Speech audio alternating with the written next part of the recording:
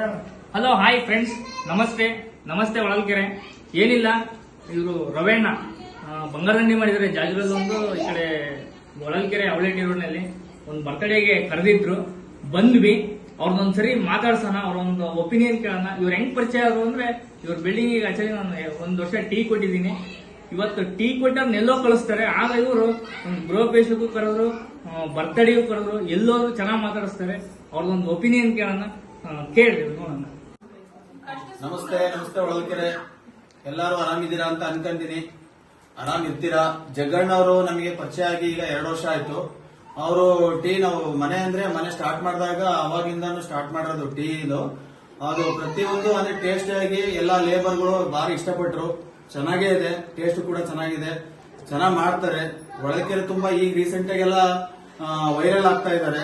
ಹಿಂಗೆ ಬೆಳೀಲಿ, ಹಿಂಗೆ ಬೆಳೆಸ್ಬೇಕು ಎಲ್ಲರೂ ಸೇರ್ಕೊಂಡು. ಹಾಗೆ ನಮ್ಮ ಮಗಂದು ಯಶವಂತಂದು ಬರ್ತ್ಡೇ ಇತ್ತು, ಸೊ ಹಂಗಾಗಿ ಇನ್ವೈಟ್ ಮಾಡಿದೆ.